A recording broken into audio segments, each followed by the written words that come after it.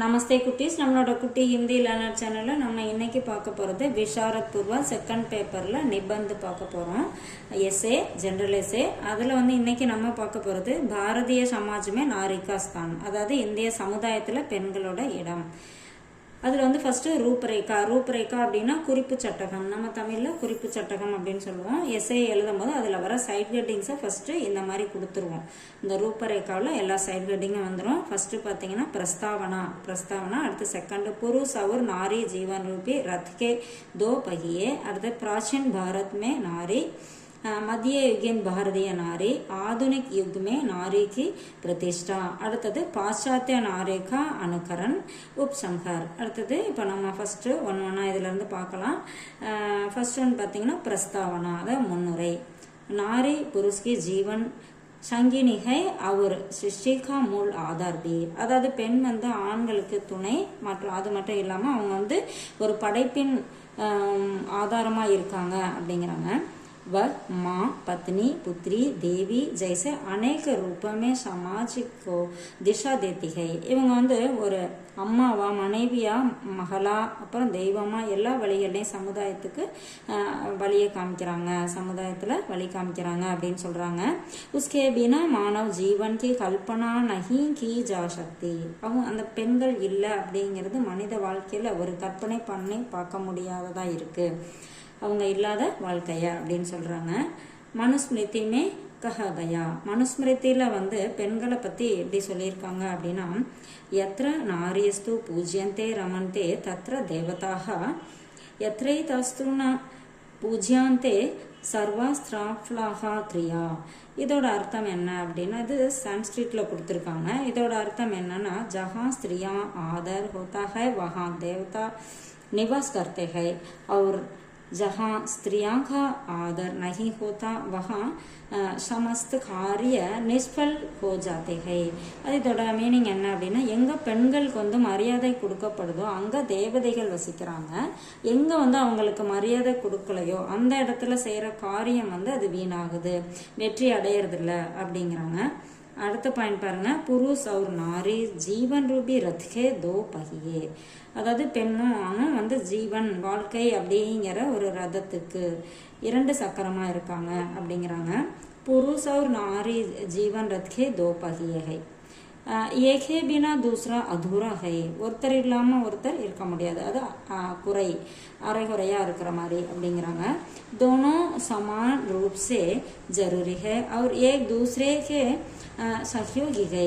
ரெண்டு பேரும் ஒருத்தருக்கு ஒருத்தர் சமம், ஒருத்தருக்கு ஒருத்தர் துணையா இருக்காங்க, இணையா இருக்காங்க அப்படின்னு சொல்றாங்க.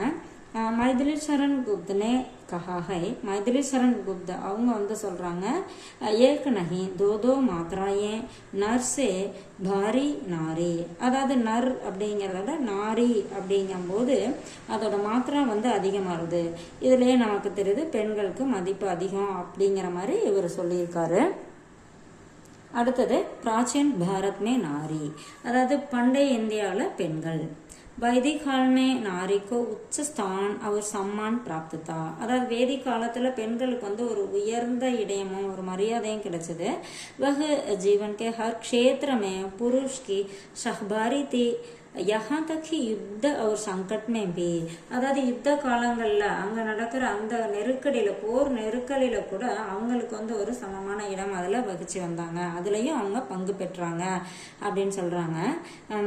गार्गी, मैत्रेयी, घोषा जैसी कई विदुषी नारियों ने वेदों की ருச்சாயே ரச்சி. அதாவது இந்த பெண்கள் எல்லாமே நல்லா படிச்ச ஒரு வித்வான்கள் அப்படின்னு சொல்றாங்க. அந்த மாதிரி பெண்கள்லாம் வேதங்களை படைத்தார்கள் அப்படின்னு சொல்றாங்க, உருவாக்குனாங்க, அந்த பாடல்களை உருவாக்குனாங்க அப்படின்னு சொல்றாங்க. महाभारत काल में भी नारी सामाजिक और राजनीतिक गतिविधियों की केंद्रीय शक्ति थी. அதாவது மகாபாரத காலத்துல கூட அவங்க சமுதாயம் அப்புறம் ஒரு அரசியலையும் ஒரு சிறந்த அவங்க ஒரு இடம் பெற்றிருந்தாங்க அப்படின்னு சொல்றாங்க. மத்திய யுகின் பாரதிய நாரி, அதாவது இடைக்கால பெண்கள், இடைக்கால இந்தியாவில் பெண்கள். बौद्ध काल के बाद பாரதிய நாரி की गरिमा में कमी ஆனே லகி. அதாவது பௌத்த காலத்துக்கு அப்புறம் பெண்களோட அந்த கண்ணியம் இருக்குல்லையே அது குறைபாடு ஏற்பட்டது, குறைய தொடங்கியது அப்படிங்கிறாங்க.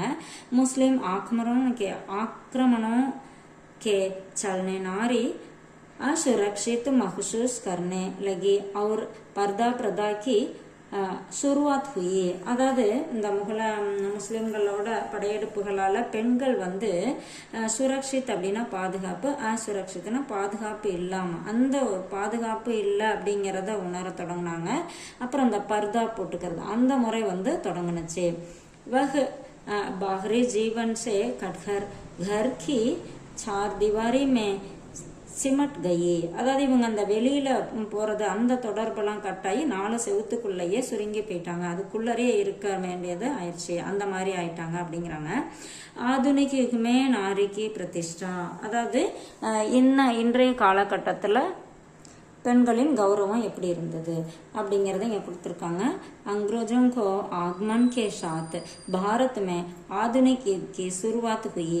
ஆங்கிலேயர்கள் வந்து வந்ததுக்கு அப்புறம் இந்தியாவில் வந்து நவீன காலம் வந்து தொடங்குச்சு அப்படிங்கிறாங்க.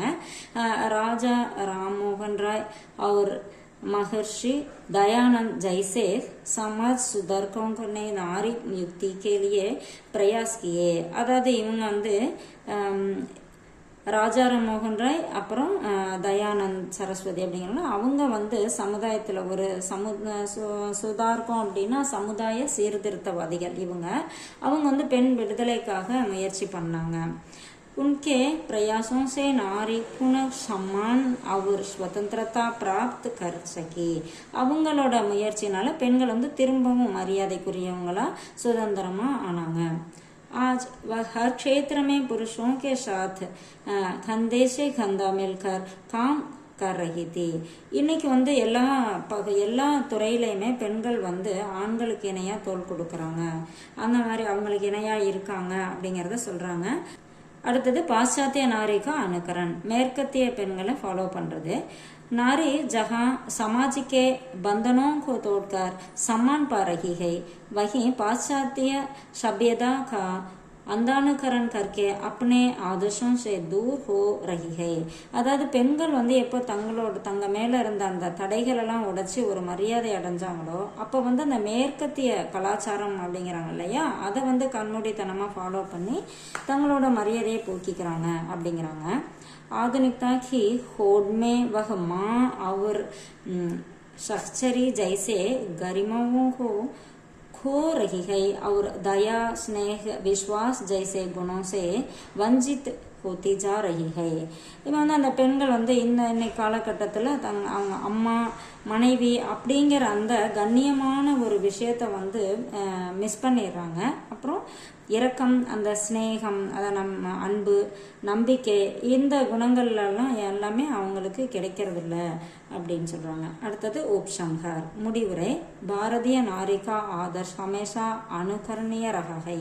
அதாவது இந்திய பெண்களோட அந்த லட்சியம் எப்பயுமே முன்மாதிரியா இருக்கு அப்படிங்கிறாங்க. उसने त्याग, बलिदान, சக்தி और बुद्धिमत्ता के महान उदाहरण प्रस्तुत किए हैं. அதாவது பெண்கள் வந்து தியாகத்துக்கும் அவங்களோட சக்திக்கும் ஒரு புத்திசாலித்தனத்துக்கும் ஒரு சிறந்த உதாரணமா இருக்காங்க. நவீனத்தா அப்னானா டிக்கை, அதாவது புதுமையை வந்து நம்ம ஏத்துக்கணும். लेकिन हमें अपनी संस्कृति और सभ्यता की जड़ों से जुड़े रखना चाहिए. அதை ஏத்துக்கிட்டாலும் நம்ம என்ன பண்ண, நம்மளோட கலாச்சாரத்தை சேர்த்து அதோட வந்து அதையும் நம்ம ஏற்றுக்கிட்டு அதுபடி வாழணும் அப்படின்னு சொல்றாங்க.